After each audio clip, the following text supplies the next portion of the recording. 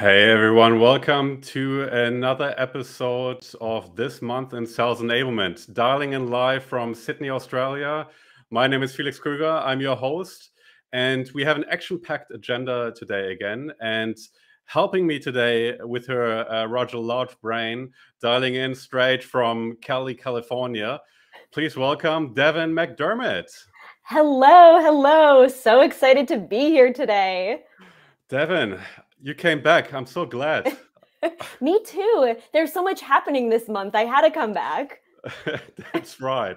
I wasn't quite sure until I hit record if you're actually going to dial in, but You just saw me hanging out, that's waiting. Yeah. that's right. That's right. So loads of things to cover, but before we get started, what's been happening? What's been going on in California? Oh my goodness. Well, we have the Coachella Music Festival happening just one town away from where I live. So this past weekend was the first weekend. It was absolutely wild. I didn't go to the event, but I got to sit in my window at my desk and just watch the crowds of people wearing their like wildly spectacular outfits. So it's been pretty fun. And next weekend is the second weekend. So I'm just going to be camping out in my window and people watching. It's pretty wild. Amazing. Yeah. I actually sat on the couch the other day with my wife, and a notification popped up that there's a live stream of Coachella on YouTube. So we actually dialed in. So we're Nice. watching what's going on in your neighborhood. So what's awesome. Amazing. Who was your favorite act? Oh man, don't ask me for any music acts these days. I'm old Don't school. worry. I'm stuck in the 90s still. 90s hip hop. That's my jam. I support that. That's usually my Peloton go-to, 90s hip hop. I like it. Awesome.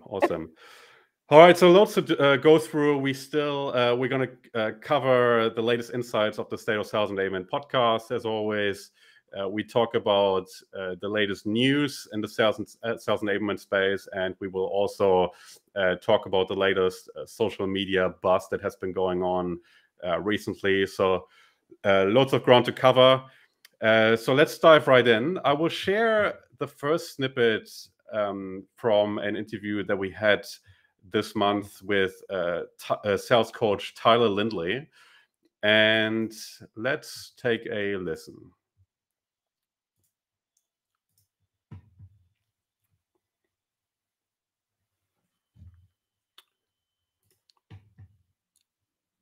Because what starts with strategy at the executive level, or whether you're working with an outsourced resource or you've got a new hire that's come in, that new VP of sales who's driving the strategy, that's all great, but it's only as good as it's being implemented by the team. And how does that strategy end up in the day-to-day of your reps and what they're doing? That's where, to me, coaching comes into play. Coaching is all about the actual implementation of the strategy. It's about holding people accountable to the strategy. It's about what does that day-to-day actually look like, whether it's that phone call script, right? What is that SDR saying in the first 15 seconds of a cold call? Or what do our proposals look like, right? At the end of the process and everything in between, that strategy has to be coached, and you've got to nurture those reps over time. I see a lot of companies just focusing on one or the other. They've got great strategy. The team does it for a little while. The next thing you know, they get tired of doing it that way and they fall back into whatever they were doing before, whatever those old habits were. All right. So Tyler's angle is particularly interesting, I think, because he comes from a, as I said, coaching background, and he's really focused on actually translating the high-level sales strategy into day-to-day behaviors and actually being that connector between the strategy and the actual implementation, which is, I find, something that is so crucial. I personally have come across so many strategies that were then executed purely and therefore didn't deliver the results. And also me now running a consulting business, I think I'm also more aware and retrospectively also looking at some of the consulting projects that companies that I work for have done, even with the big four consultancies. What you see over and over again is that it is probably quite, I wouldn't call it easy, but it's easier to develop a coherent strategy that makes sense on paper and sounds logical. But then when it comes to the actual implementation, that's when it all falls apart, and I see that happening over and over again. What's your experience, Devon, on that front? Like when it comes to actually implementing strategy, and what sort of role do you see coaching play in that? I think it's spot on. And after listening, so I listened to the whole podcast because I just thought it was full of so many nuggets. So like, and I wrote down in bold letters, coaching is the implementation of the strategy. Like it has to happen. We have to hold people accountable. And I've seen it go exactly the way you described, Felix, where we have a great idea, we have great resources, we have, the perfect plan for execution. We do our training. And then the organization says, we just need to get folks doing this fast. We don't have time for coaching, or don't worry, I coach in all of my meetings. And then to your point, we see it all fall apart. Reps revert back to the behavior that they're comfortable with. They go back to the deck that they really liked. Managers aren't continuing to grow and develop their teams, and they aren't continuing to inform its strategy improvements. And I think coaching kind of gives you that full view of, okay, are people doing this the way we want them to? Are they using the right resources, the right approach? And is this actually working? Is this the right approach? And then providing feedback to the organization. So coaching is kind of like the linchpin, the connector to say, like, we have this amazing strategy. We're all geniuses. Is it actually working? If not, how do we change it? So I think it's so crucial. I was really thrilled with his approach here. Is every company doing it this way? No. I wish they were. I wish I was able to do this all the time, but this got me really like kind of pumped up and motivated. And you mentioned feedback, from the people on the ground, frontline sales, feeding back, what is happening in market. And do you think this feedback is actually being used to adjust strategies, or is it just a question of forcing the implementation and just make it work no matter what? Like, what do you see? Is there an openness to actually utilize that feedback loop to be more flexible and to adjust the strategy according to what the market tells you?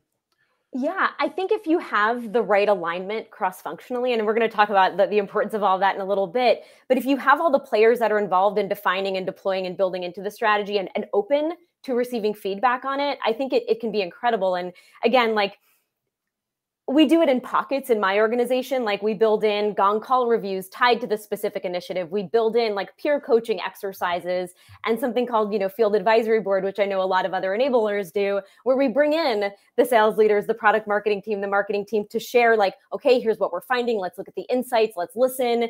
And so we're kind of trying to build that well-oiled machine, but it's not always possible to do that. And again, if you have an organization that's so focused on speed, we got to do this fast, we got to keep going, that's the thing that gets cut, right? The feedback, the coaching. So I think it's possible. And I think if you have an openness through that like well-aligned strategy, you can make it work. Yeah. I think sometimes it's neglected because it's not sexy, and it's I think so the secret to success, make the coaching part sexy and make feedback sexy. I think that's how you can make sure that all the effort that you put into developing the strategy is not wasted, which is a very real risk, I believe. Yeah, I mean, like, not a sports person, but I always think about the Olympics and like you have a figure skater who's doing flips and twirls, and like they didn't watch a video on figure skating and then go do it and like win an Olympic medal. No, they watched a video, they tried it, they were coached, they changed their approach, they watched a video of themselves. I mean, months, years of practice, feedback, all of that to change and shift their strategy to become these elite athletes. But we expect people like, well, we gave you a 20-minute training. Why aren't you amazing? Why aren't you doing everything we want you to do? It doesn't make sense. Absolutely. I think even more true in team sports where you have to adapt to the opposition, right? The strategy or the strategy for your play style and the tactics that you utilize throughout the game might be something that you discuss up front. But then not coaching is the equivalent of not having a coach on the sideline actually helping you to adapt to what's happening, right? So, I think that's one of the examples, and we'll have another one later on, but one of these examples where, best practice from certain areas can be transferred into a sales context. So I think that's something that I'm a real big fan of, and that is certainly true from a sports point of view in that context. Yeah. Now, let's move on to the next snippet, and I think I've posted that one today on LinkedIn actually, and for anybody who's heard me talk about Anthony Sork, who was my guest in that episode, knows that I'm a true fanboy, and that doesn't happen very often. But I think throughout my career, I did a rough calculation, somewhere between 150 and 200 training courses. And I'm somebody who consumes a lot of training content. And I think Anthony Sorg's leadership course is, for me, in the top 3 of the most useful courses I have taken that have truly changed the trajectory of my career. And the concepts that he has talked about in his workshop is still something that are very present to me. And it was really, really a highlight to have him on the show because, it was about 10 years ago that I took his training course, and I've been able to reconnect with him and actually realized he lived just around the corner from me, which is quite funny. Oh. And we didn't record it in person, but he's pretty much a neighbor, and very much respect his approach. And let's take a listen what he had to say.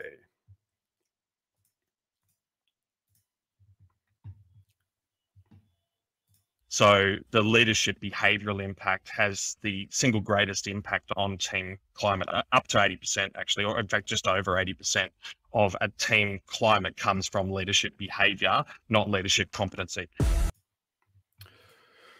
All right, so with that one, this is one of the core concepts that he uses as a basis for his leadership training. And just to illustrate the difference for those who are not aware between leadership competency and leadership behavior. So leadership competency is kind of the technical skills, so to speak, that you need to be in a leadership position. So that is things like interpreting financial statements, that is the way you run meetings with stakeholders, that is the way you put a strategy on paper and so on, right? But when it comes to the actual team climate, none of that, or hardly any of that, actually matters. All that matters is your day-to-day behavior of interacting with the team and the sort of behaviors that you display, meaning your leadership style.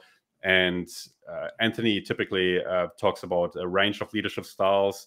On one end of the spectrum, where you have the highly directional style, which you would typically find in the military or any sort of life or death situation where there's real urgency and things have to get done a certain way right now, in the exact way a leader wants it to happen. And then on the other end of the spectrum, you've got the highly democratic leadership style, where a leader might ask, hey guys, what do you think? What's everybody's opinion? And then you do a vote on what the best approach is moving forward. That is obviously also not ideal, because you spend a lot of time and a lot of responsibility of the leader is handed off to the group, and unless you have some sort of team of geniuses and you are aiming to build some sort of hive mind in your organization, that is probably not the approach you want to go with either. And from the kind of approach that Anthony preaches is the manager as a coach, meaning that the manager sets the direction in agreement with the direct reports. And then you have a collaborative approach in the sense that the leader actually helps coaching the staff to the results that they're after, right? And this is the sort of behavior that is needed to really make people arrive at solutions themselves and actually do some thinking for themselves to arrive at a solution, and really realize the potential as a worker and as a professional, right? If you think about the other end of the spectrum, the first end of the spectrum that I mentioned earlier, which is highly directional, you also deliver results on that front, according to Anthony, but you never realize the potential of somebody, right? And I think that sort of leadership, or that sort of coaching approach that he mentioned, is something that has been highly impactful for my position, managerial positions, and obviously also in terms of interacting with sales staff and coaching sales staff. What's been your experience in terms of different leadership styles, and have you seen in your career the leadership styles evolving more into the coaching space from a more directional space? What's been your experience? It's been, what's the expression? A mixed bag. Very little consistency. And I think it also depends on the organization, the level of the leader. But there was one interesting thing that I wanted to flag on this, because, last month last month in sales enablement, we talked about the Great Resignation and that people leave jobs for, a number of reasons, but the main reason being bad or ineffective managers. And I think like listening to Anthony on your podcast, it really, having a manager who is collaborative, who's questioning, who doesn't have all the answers, again, like that coaching approach, feels so much more comforting as an employee, because you're like, they don't have all the answers. I don't have to have all the answers. I'm allowed to question, to, not be the smartest person in the room. And I've definitely had leaders who like, you were afraid to say the wrong thing or say, I don't understand what that acronym means or what that document is. And that creates a really scary work environment. But on the surface, it's like, well, we're having healthy one-on-ones. Everything seems great, but I have this deep fear of not being smart enough for my leader. But I think that like coaching, collaborative leadership style also aligned to a very tight strategy and vision for the team is a game changer. Now, I've also seen that the coaching style where there isn't a clear strategy, there isn't a clear mission, also kind of backfire, because what are you working towards? You're not aligning on that joint vision and that path forward. You're kind of maybe fumbling in different directions, but you do have that open, honest communication with your leader. So I'd say for me, it's truly been a mixed bag, but I've had some incredible collaborative leaders as coaches, and those are the healthiest, happiest work environments. Yeah, I think honestly, investing in teaching people how to be leaders and how to be good managers is the best investment almost a organization can make, right? I think because you spend so much money on staff, right? And then obviously you spend premium on leaders. And if you don't teach those people how to be good leaders, right, you waste that investment, and it also has that negative cultural impact on their teams, right? So I think any investment in training is essentially protecting that investment that you make in your people, and I think it is so powerful. So you can tell I'm a true Anthony Sorg fanboy, and I love it. I would. If not with Anthony's business, I would still recommend any company that really values leadership styles and their leadership culture as a foundation for the overall business culture to invest in that space. I think I think it is also important.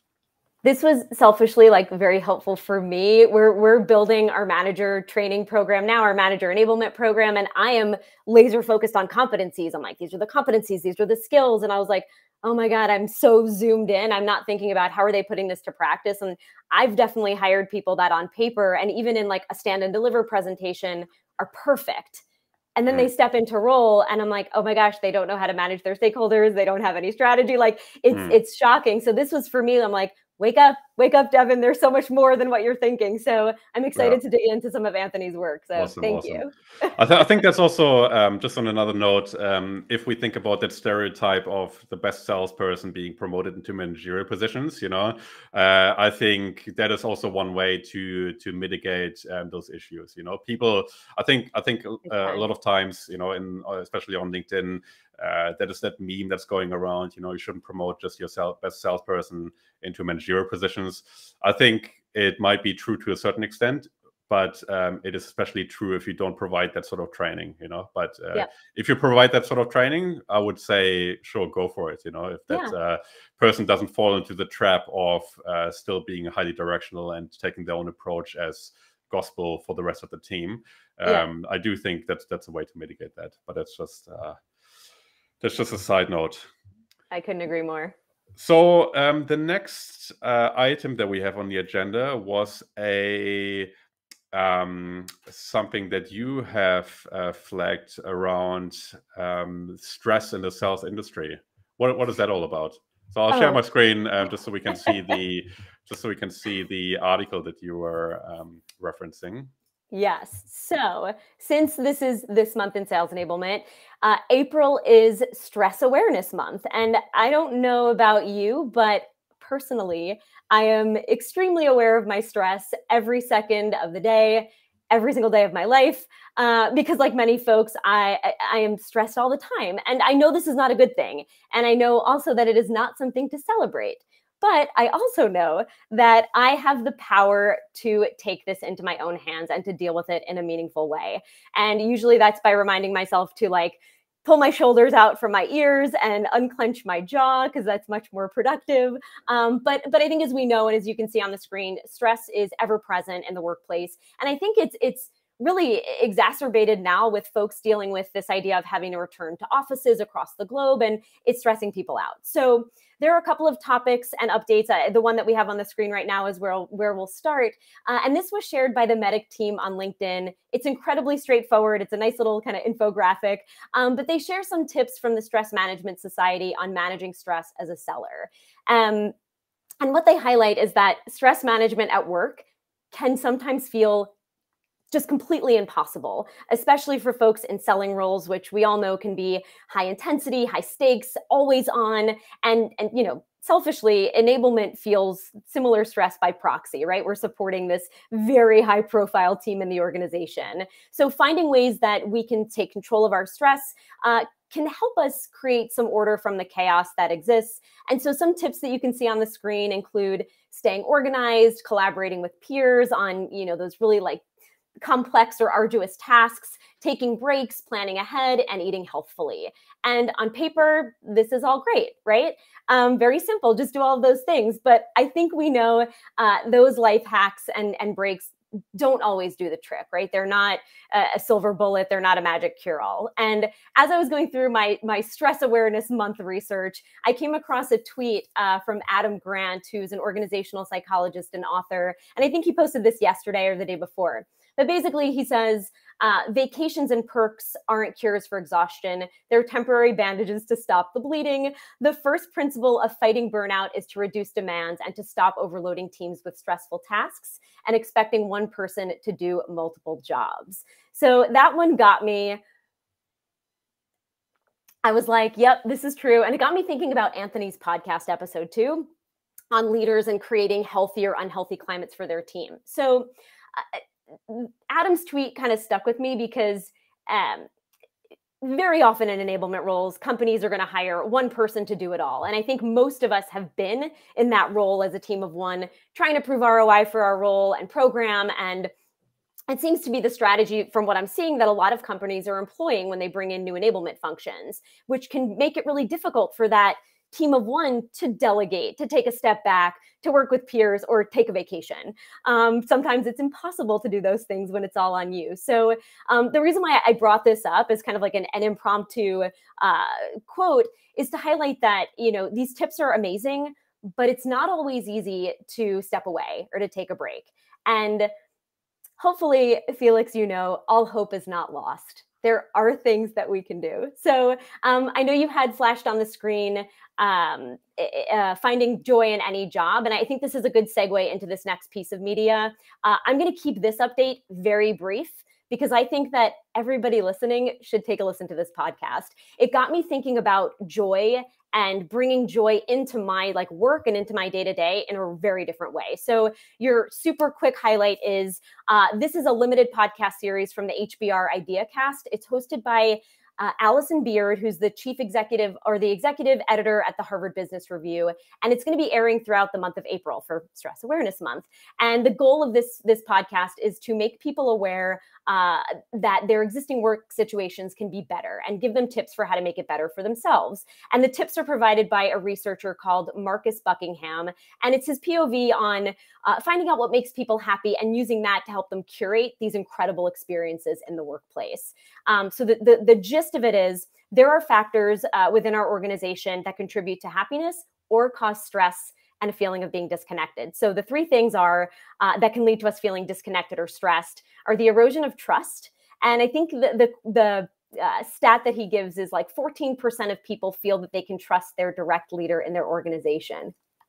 I almost died when I saw that. And it's also right in line with what Anthony was talking about. The other thing he mentions is the breaking down of teams and not having, teams available to help complete tasks or activities. And the third one is the emphasis on conformity. So again, pretty similar to what we were just talking about, where, businesses have competencies, career ladders, 360 performance reviews that are, the perfect path to being successful and happy in your job. But we're not cogs in a machine, and we might not fit into those tidy boxes, but that doesn't mean that we're not worthy, right? And so I don't want everybody to be like completely bummed out by that and by those stats. The idea is that we can find things that we can do every day on a regular basis that are rewarding, that, you know, make us feel like we're highly productive, that get our dopamine going and our oxytocin flowing. And those tasks are going to be different for everyone. So, you know, Felix, you and I are both enablement managers at the same company. We might both be amazing at our jobs because, of course, but we might have those different little moments of joy where we execute on different tasks differently, or we take on certain tasks that other folks don't, because again, it's that like moment of excitement and joy that can be a stress relief for us.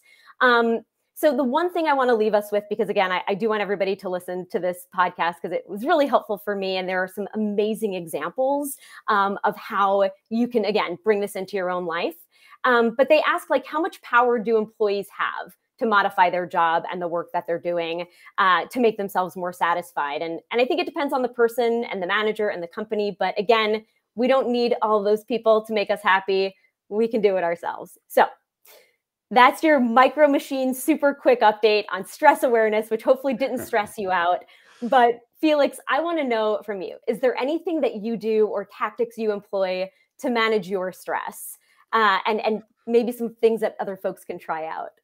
Yeah, absolutely. So I think I used to be extremely stressed all the time, especially early on in my career, because I'm just by nature very ambitious, and I just try to you know, realize my goals by just taking on everything that I could get my hands on, right? And I think I just over time I just realized that it's not sustainable, you know. And what's really helped me was a few things. So number one, I talk about this a lot, but I essentially went through that transformation of being somebody who follows that pattern of random acts of enablement to strategic sales enablement, right?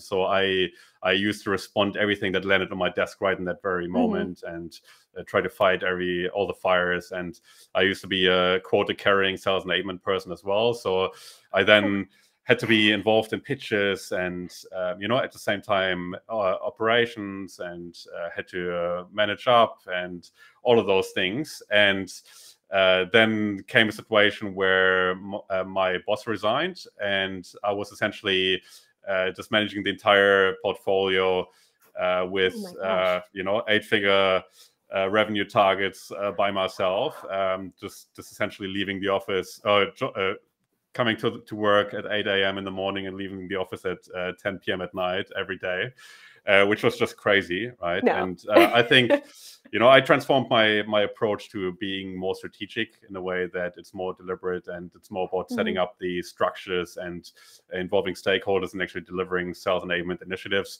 That's from a sales enablement specific point of view. That's kind of what lowered my stress levels significantly by 1,000%. Then on top of that, I think what's really helped me over time is perspective. So I think we are in a very privileged position that we are not saving lives. We're not trying to cure world hunger. There's nobody dying if we don't get that last email out. You know, and especially if you hear the kind of things that healthcare professionals have to deal with throughout the pandemic, I think that really puts things in perspective. Yeah. And then on top of that, you know, if you go beyond the professional context, if you see what's going on in the world, and you know, you've got a war going on in the Ukraine, and people literally walking hundreds of kilometers with all their belongings and shopping bags trying to reach the border. You have people in Afghanistan, you know, trying to escape the country and crowding around the airport. You know, we are we're essentially in the top 1% of the world in terms of the sort of wealth and the sort of infrastructure that we can benefit from, and the sort of things that we believe are problems aren't really problems, I think, you know. And then I think that perspective has helped me a lot. And then on top of that, also what was briefly touched on in the post around eating healthy. I think for me, it's mainly sleep. I think it's, I I came to realize over the years that I'm actually a person that needs a lot of sleep to perform on a really high level, and prioritizing that has also helped me to reduce my stress level significantly. You know, if you don't sleep well, you're more emotional, you overreact to certain things, you know, like you're just more easily agitated. And I think, you know, prioritizing sleep and really realizing the power of sleep. You know, Arianna Huffington, I know, is somebody who advocates for that, you know, and I think when she first came out, and I used to look after sales for the Huffington Post in Australia, actually, as part of my job back at the media company that I used to work for. And everybody was kind of like laughing, how is that rich person telling everybody to sleep more, you know? But in that context, yes, but yeah. That's right. But I think over the years, I actually came to realize that there's some truth in it. So I truly believe that we should prioritize sleep, because it has a really big impact on our performance and also on our stress levels. So that's probably my last stress hack that I want to share. I love that. And I just heard a stat the other day that sleep deprivation can impact you like as though you've had a number of alcoholic drinks. So like your cognitive function is impaired, your ability to think reasonably, your emotions are kind of all skewed. So that's great feedback. And like take a step back, look at the world around you, be grateful, learn when to say no, and get a lot of sleep. I like it. On that note, change of pace. We had a new Gartner report coming out. Oh, it's a doozy. All right.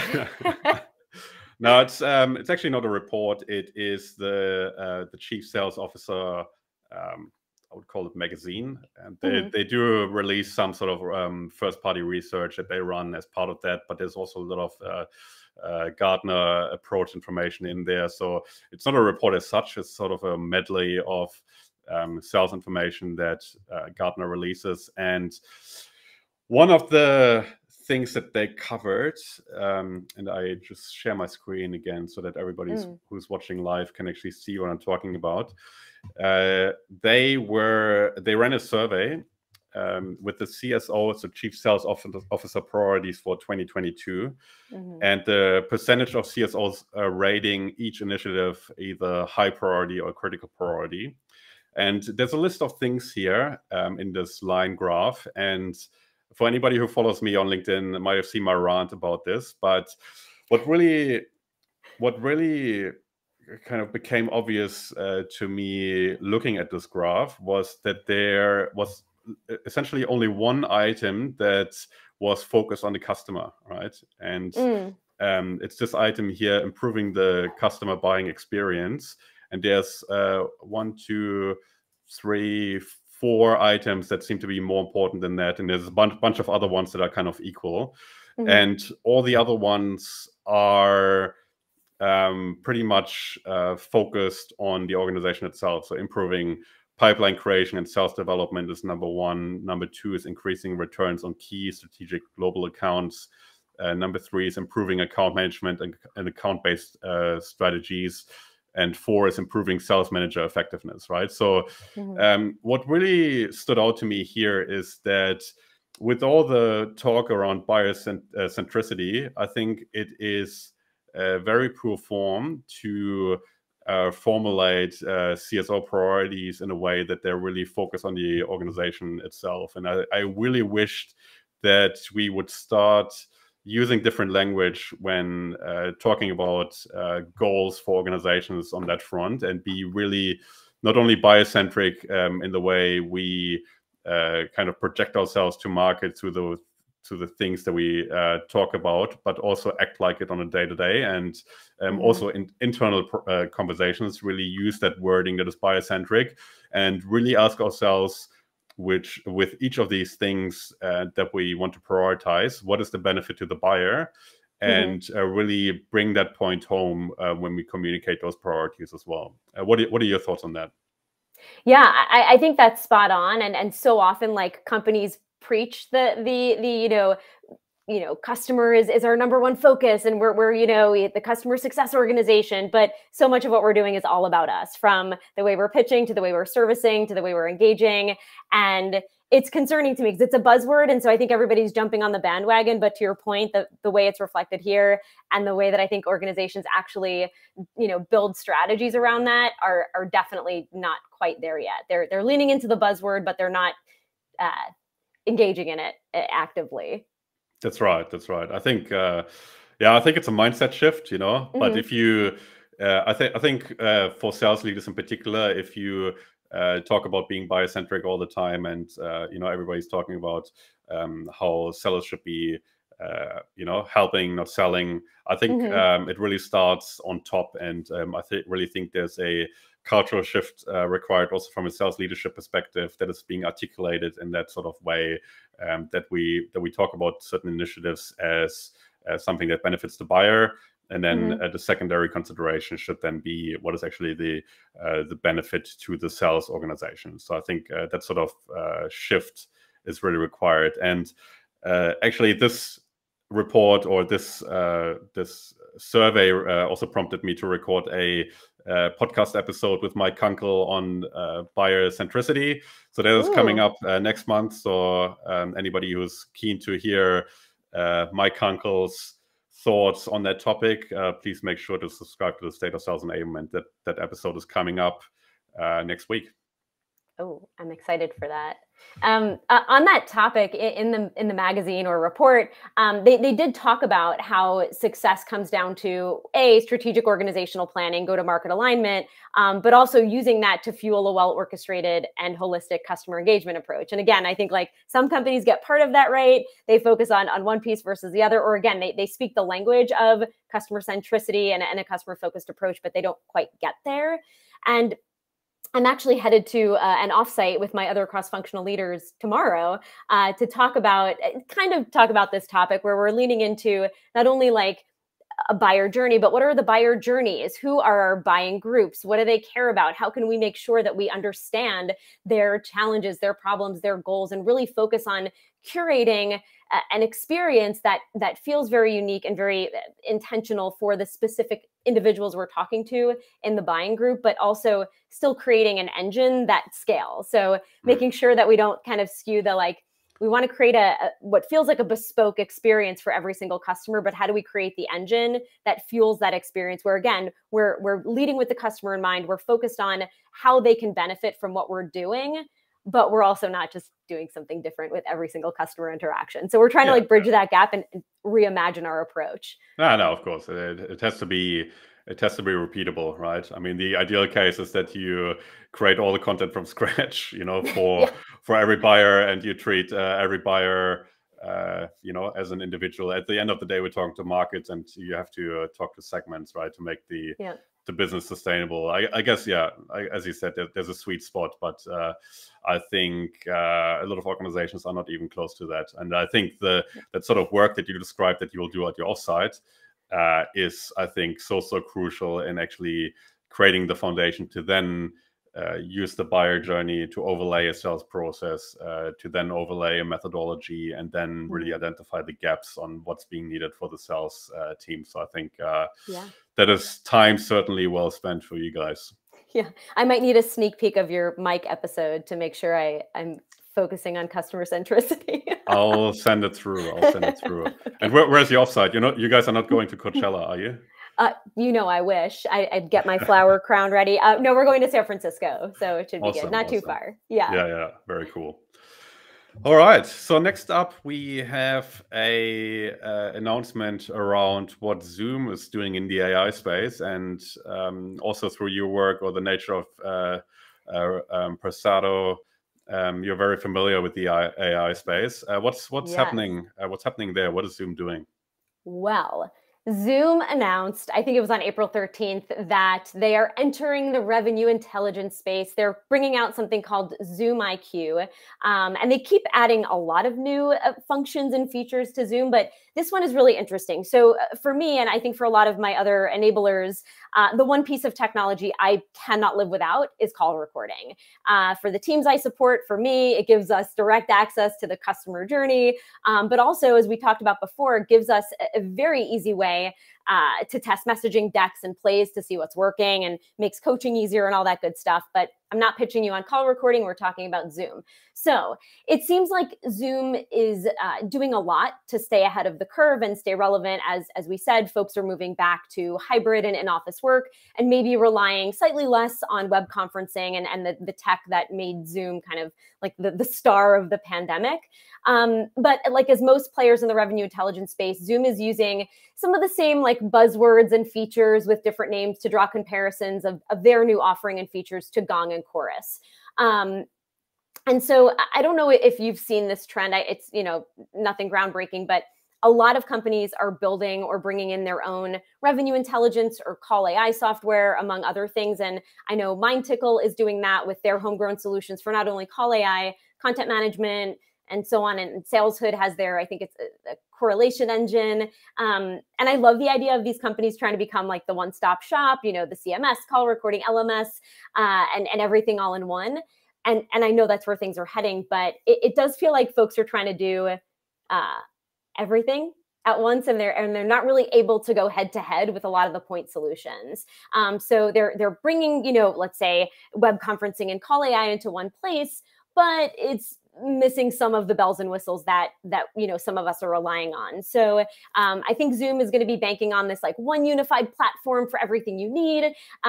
We'll see how it turns out and how effective it is. I personally like want to keep using the best solution for each thing I'm doing, which, you know, that's a pain in the neck as well. But very quickly on the Zoom front. So I'm not too sure about the specifics of what they're actually bringing into market, but in the TechCrunch article, which is definitely worth a skim for anyone listening, they're going to, I think they acquired Kites, which is something that does real-time transcription and translation. They're also building in a homegrown solution to amplify the work that Kites does. And they also mentioned, and as you talked about Persado, domain-specific natural language understanding. And so what they're saying this does is really allows you to understand the sentiment of buyers and teams to help inform the decisions that companies are making internally. So it sounds really incredible. I know they've been testing out some of this AI and some of this tech in like your classic Zoom meeting. So I'm very curious to see how this works. I am going to set up a demo with them to see what it's all about, and we'll report back. Yeah, awesome. I think it's really interesting that they are moving into that space, and that definitely, I think it's still crazy to think that Skype used to be a thing, right? And how much head start they had, and they've completely failed to capitalize on all the things that have been going on. So Zoom came out of nowhere and is now basically the category leader. But I think it's smart for them to expand it to other areas, and especially considering that sales can't happen these days without video conferencing. It makes sense for them to do that. But as you said, I think the question is always, if you become a generalist, can you still be really mastering certain parts of your solution? And I think, of course, I think if you have a generalist solution, the benefit that you always have is that it can grow with your internal capabilities, and you don't have to source and onboard new vendors all the time. So that's some efficiency that you create.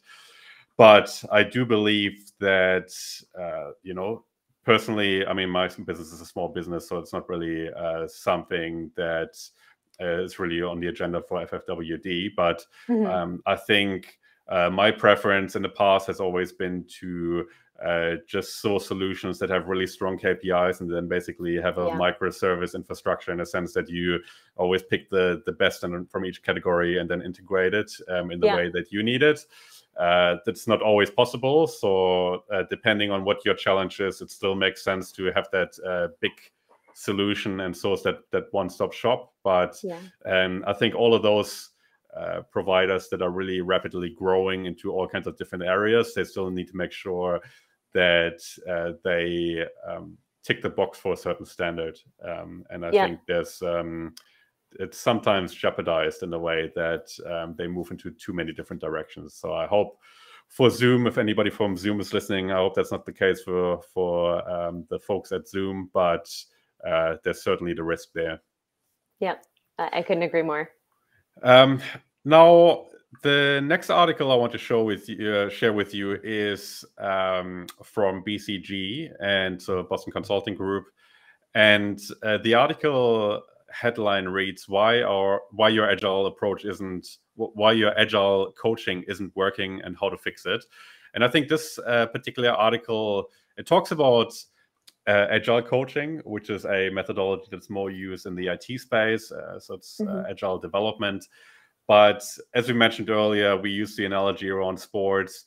And I think this is another case of where you actually have the solution for certain problems right at your fingertips. And this is an opportunity for coaching in the sales space to actually benefit from the agile coaching that is happening in the IT space.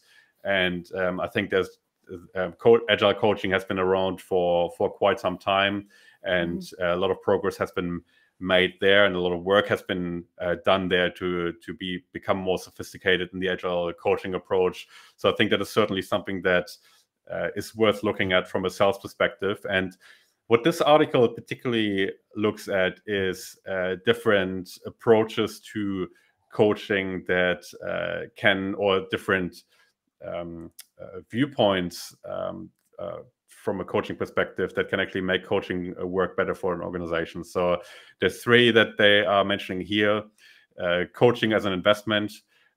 So really making sure that coaching is being viewed from a business perspective, and the business outcomes are really core focus of that.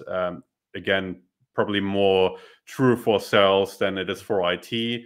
But I think this is still something important to keep an eye on. I think this is probably more the focus if the coaching is being done by sales leaders and sales enablers. But once you have a coaching culture in place, the coaching activity might take place. But that's then where the focus and the business focus is really being diluted, because if everybody's coaching everybody all the time, Right. what's the actual goal? What's the ROI? It's nice that it's there, and I'm sure everybody's improving, but it's hard to put your finger on what the actual return is, right? So I think that's important to focus on coaching as a pack, they mention here, which is quite an interesting concept.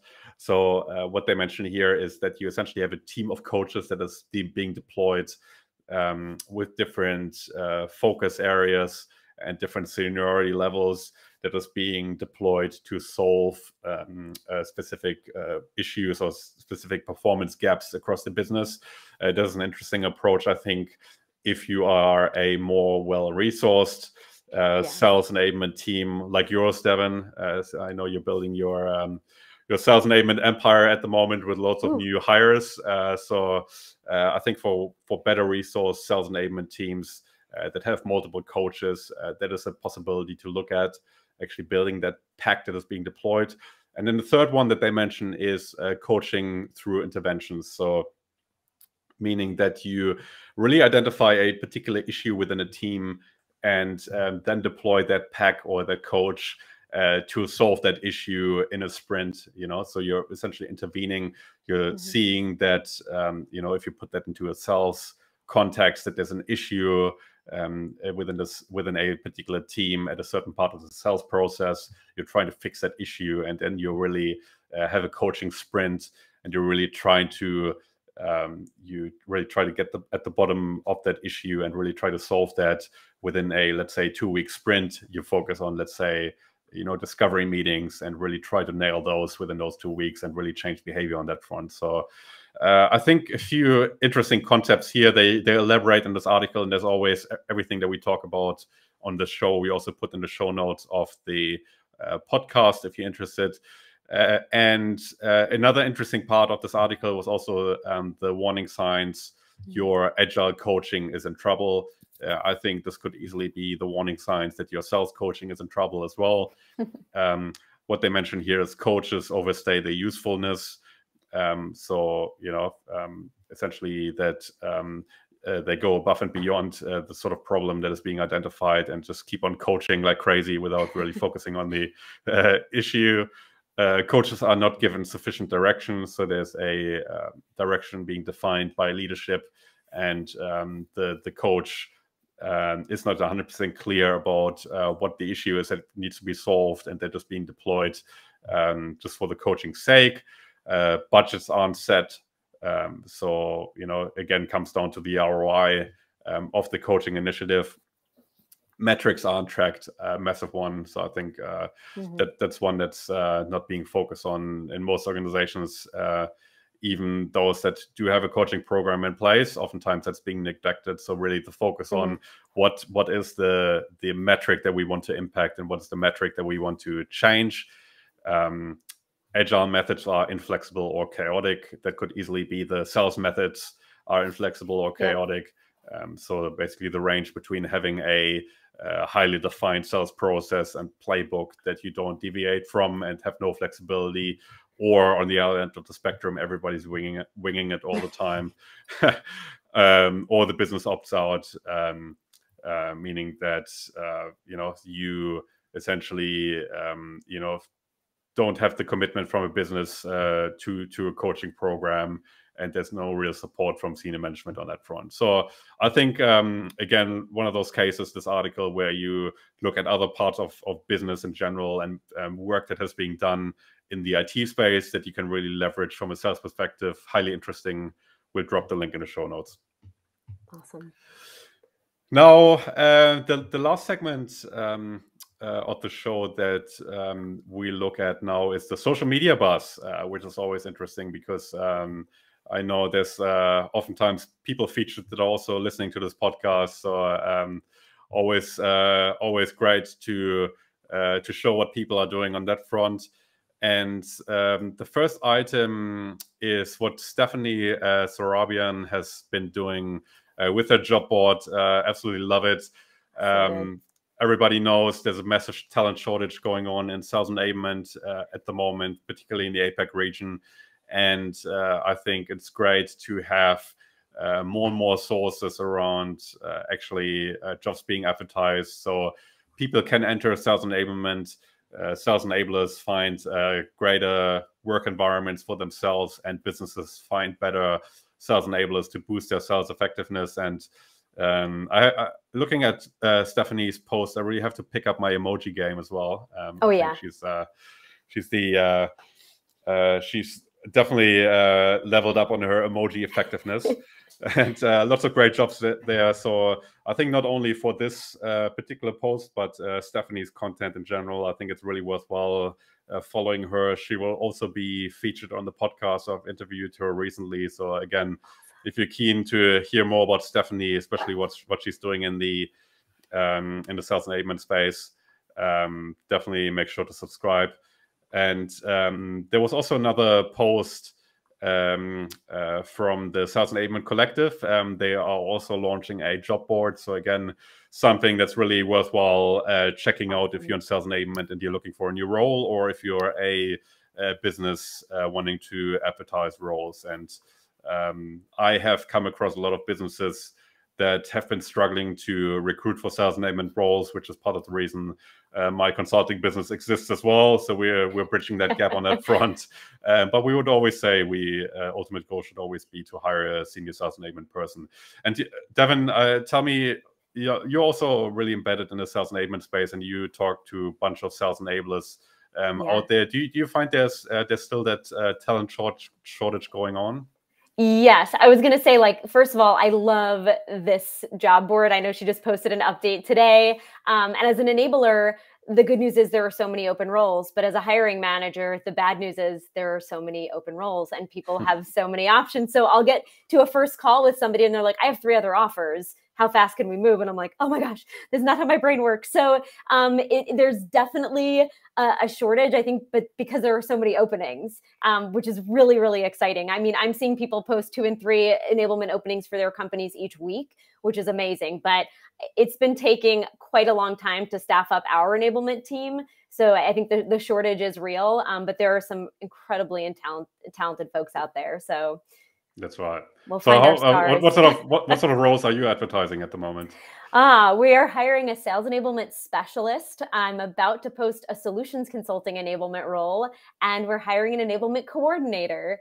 Join our team. There you go. I hope we'll be on Stephanie's job board. I'm going to reach out to her. That's right. That's right. Yeah. Try and get a placement sorted. And you probably should get ready for lots of CVs hitting your inbox now. I'm ready. I'm ready. Send them over. Awesome.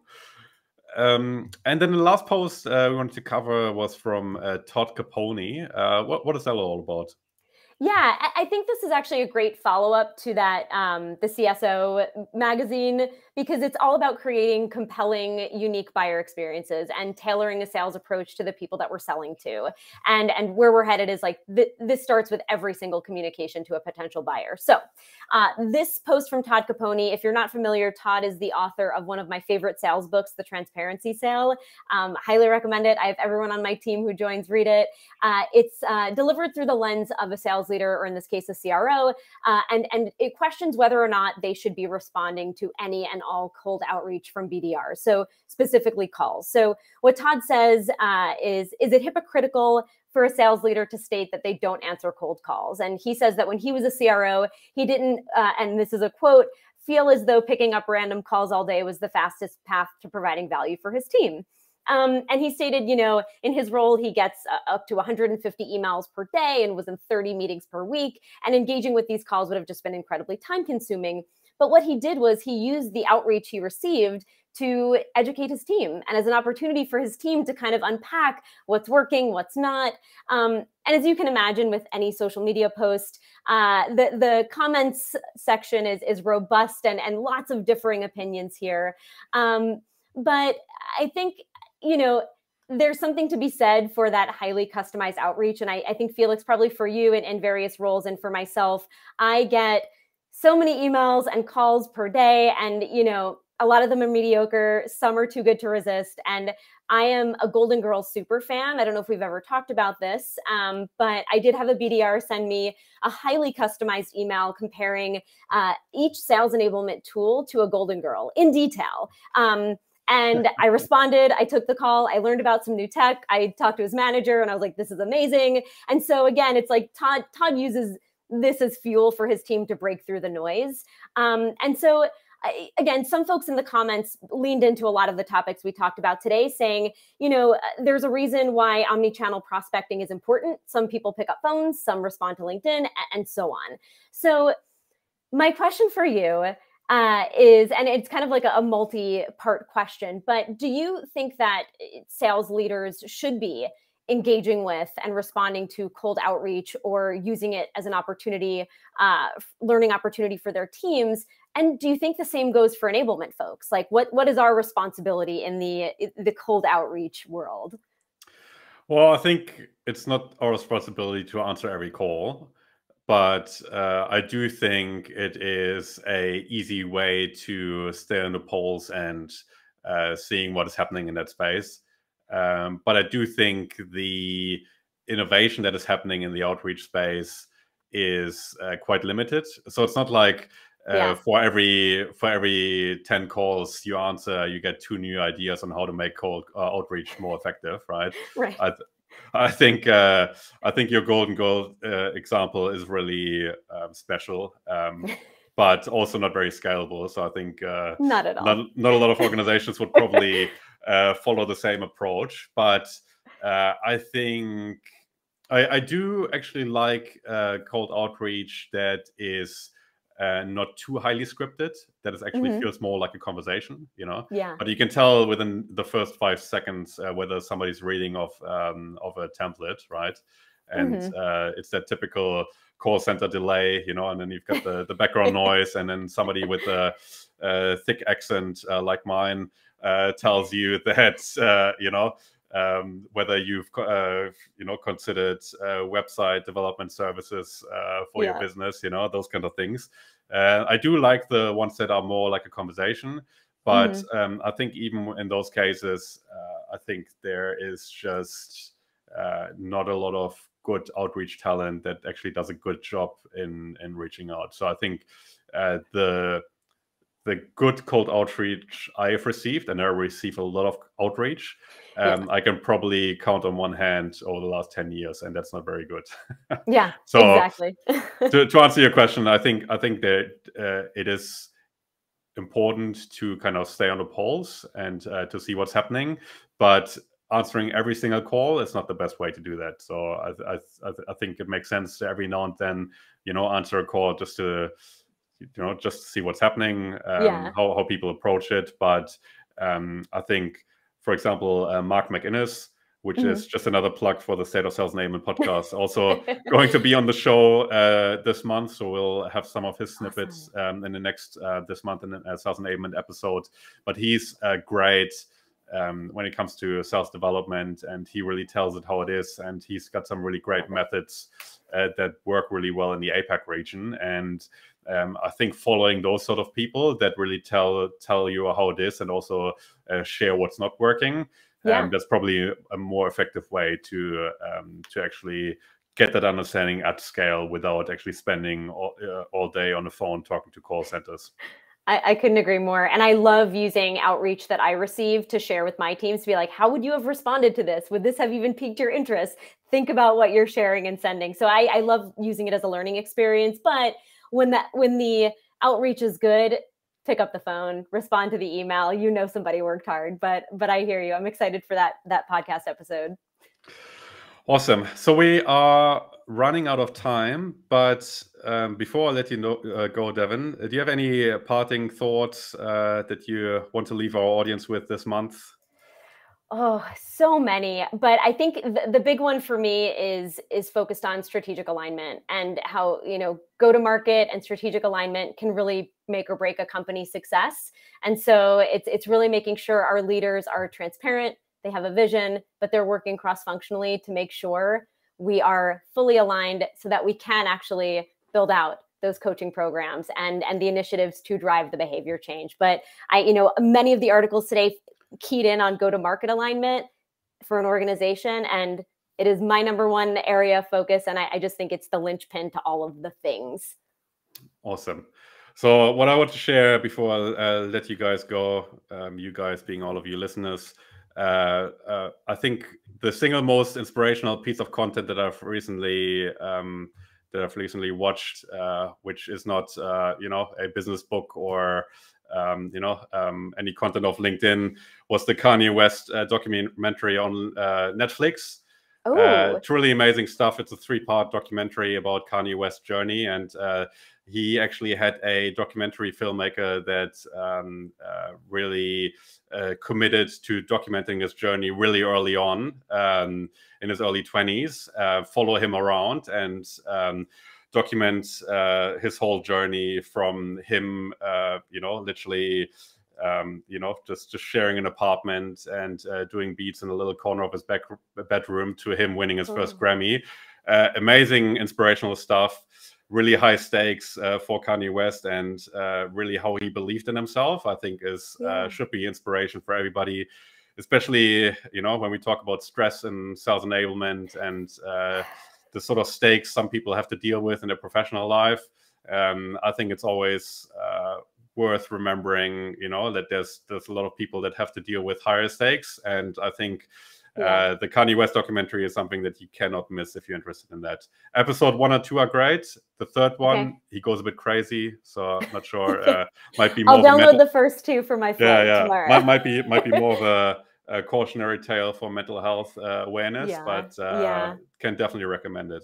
So Devon, thank you so much. Thank you. I'm glad you came back. I'm even more confident that you will come back again next month. I can't wait. Yes.